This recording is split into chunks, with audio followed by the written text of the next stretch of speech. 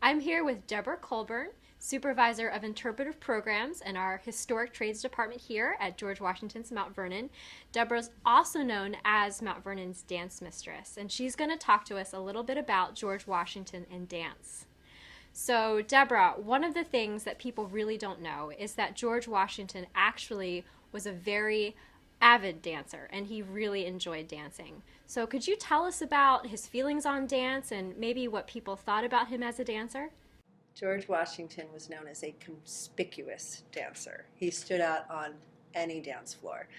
It was even said of him that his performance of the minuet could not have been improved upon by the benefit of a Parisian education. And this was said by Frenchmen visiting our country during the Revolutionary War. So pretty high compliment considering the minuet comes from France.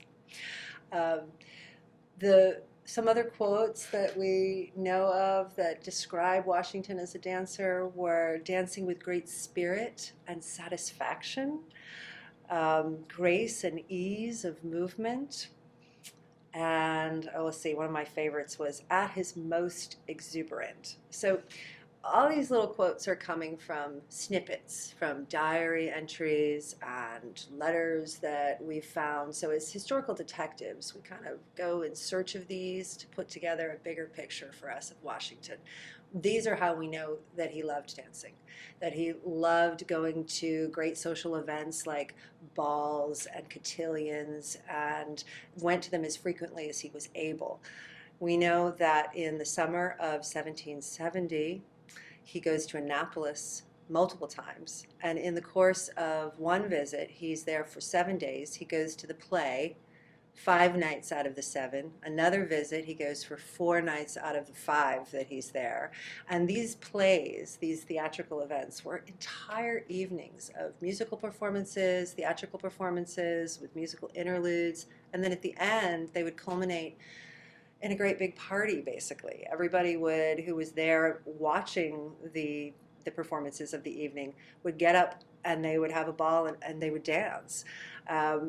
We know that Washington is, enjoying these to the best of his ability in his writings by his own hand. He's explaining that whether he's in Williamsburg, Annapolis, Fredericksburg, Alexandria, New York, or Philadelphia, almost, well, I wouldn't say almost all the time, but a great amount of the time, it's ending with, and went to the play. Now, how is George Washington's love of dancing actually really different from the perception that Americans hold of him? Well, I think that the image that most Americans hold of him is that it's very stoic and reserved and staid. And where do they get this image but through that incredible marble Houdon bust? Silhouettes like the one right next to me, paintings that are depicting Washington in the settings that he was most known for, so president, general of the Revolutionary War, even farmer who is managing a 5-farm estate with multiple profit centers. And what do these all have in common? Stress, right? So there's going to be this aura of absolute contemplative seriousness of duty and how he is taking care of all of the things that have been placed upon him that he sees as his responsibility. Even in the pastoral images of him relaxing with his family members, there's a quietness, and part of that is, of course, the way in which people were captured during that time period. We don't have flash photography, and we don't have Twitter, and we don't have Instagram, so we don't have quick and easy ways of catching people in their real life living moments. And to that end, how many people walk around like a marble bust, all the time? So I think the image of Washington as a dancer is very, very different from this staid and stoic and severe individual that we think of as this man with great responsibility. But he's a healthy man. He's an athlete. He's a wonderful horseback rider. We know those things too. So we just kind of marry those two together by creating this image of Washington as a dancer because, he knows how to blow off steam. He knows how to be, he knows how to enjoy the liberties and the freedoms that he's fighting so hard for. Now, Deborah, tell us a little bit about dancing during the Revolutionary War. I know that there are some great anecdotes and stories about that time period, and I'd really like for you to share them. Well, dancing during the Revolutionary War seems kind of incongruous, but it absolutely happened. Basically, we know that balls and dances for officers were definitely taking place in New Jersey specifically, as well as Fredericksburg. Um, the the ball in particular that I'm thinking of was held in the quarters of General Greene in Middlebrook, New Jersey. And it was said that during that ball, Washington apparently danced for 3 hours with Mrs. Greene. And the way that General Greene wrote about that to a friend of his, Jeremiah Wadsworth, in a letter was that it was a pretty little frisk.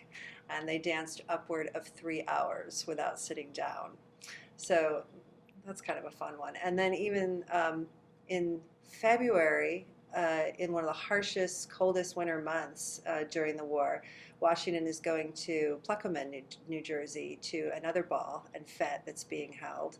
And that one apparently is also, he's described as dancing for upward of 3 hours. So clearly, the man is enjoying himself even during the Revolutionary War. And of course, Martha is traveling to New Jersey during this time as well. So she's going to be there to be his lady at his side and help, enjoy the evenings that they're passing together with these other generals, trying to forget the atrocities of war and the cold and the bitter conditions that they're in.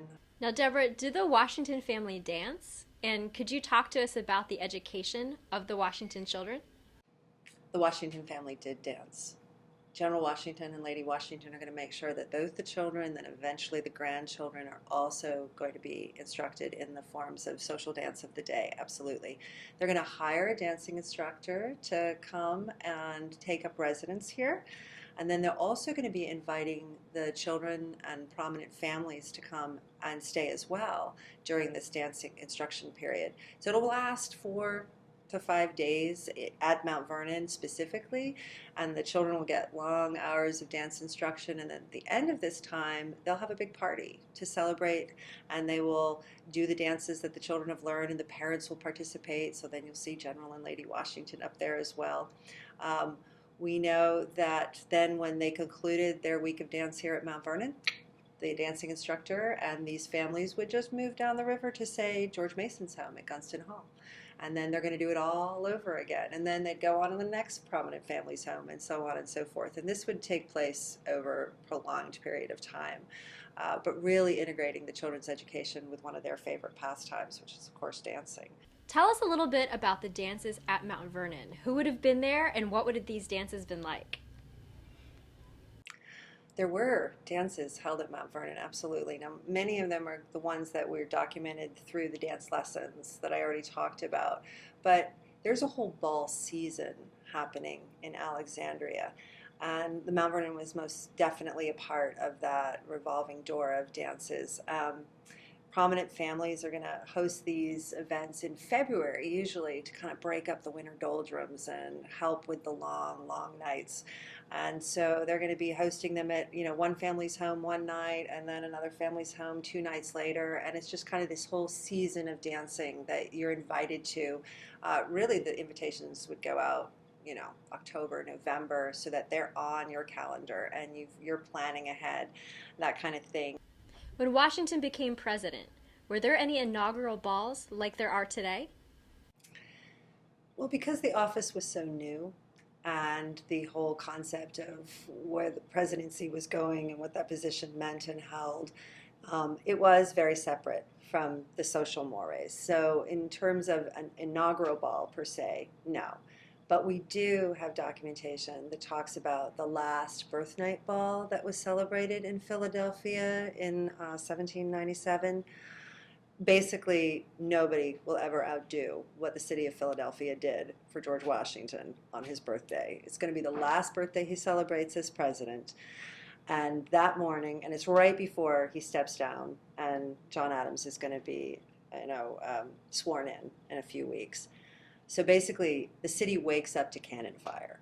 and everybody has a holiday. School children are off from school, nobody goes to a place of business, the government is shut down, and everybody's in preparation all day long for this incredible event. They erected what they called a circus, which basically means a tent, a large tent, and they floored it, and they put it adjacent to a hotel, and then they literally knocked the wall through of the hotel so that the visitors could pass freely through the circus to the hotel. And that was important because there were 1,200 people in attendance who dined and danced at this ball. It was a ball to end all balls. And it was probably lit by candlelight and oil lamps, and so you can imagine the extravagance of it all. And it was said of that ball that Lady Washington was moved to tears. And permit me if I will, I'm going to read a quote because it just moves me to tears. It was recorded that the president never looked better or in finer spirits, but his emotions were too powerful to be concealed. He could sometimes scarcely speak. And it gives me chills because I imagine that was the last major public event that the Washingtons did as president and first lady before returning to Mount Vernon. Now, Deborah, as you're our dance mistress here at Mount Vernon, how is dance interpreted here today on the estate? And what do we want to convey to guests about 18th century dancing? Party. Dancing at Mount Vernon today is party. We have a wonderful time doing it, and the way in which we interpret it is by bringing our visitors in as much as possible into the event itself. And because in keeping with the way it was done here at Mount Vernon, we always start with a lesson because you have to know what you're doing before you can get up and have a good time. So we dancing in the greenhouse during our candlelight season, dancing at Mount Vernon during sunset celebration in May. We do our fall family harvest days, dancing down on our farm, which is a little more contra dancing-esque and a little more jig and reel style. We do dancing at Halloween now with the neighborhood children that come for trick-or-treating, which was a wonderful new event we just put in place in 2014 and hope it continues to be a wonderful future tradition. And then oftentimes there'll be other opportunities to do dance in the greenhouse in our afternoon with our character interpreters and other special little school programs that we put together for colonial days and whatnot. But really, we want to make it accessible. We talk about the dancing here at Mount Vernon and the history of it and how the Washingtons were avid dancers and supportive of it. We really, really talk a lot about the fact that it was a part of the children's education and that everybody in the 18th century learned dancing for physical activity, exertion on a healthy scale, a social moire and connection. I have seen people come through our gates here at Mount Vernon from age 3 to age 93 who will get up on the dance floor with us, learn these steps, put them to music, and leave feeling special, like they were a part of something special. And I think that that is very much in keeping with the way it felt here in the 18th century when the Washingtons were hosting those dances. So that's what we aim for here at Mount Vernon is accessibility and a little glimpse back in time, but also transcending that time change, that difference, and knowing that, anybody can learn how to do this, even without a Parisian education.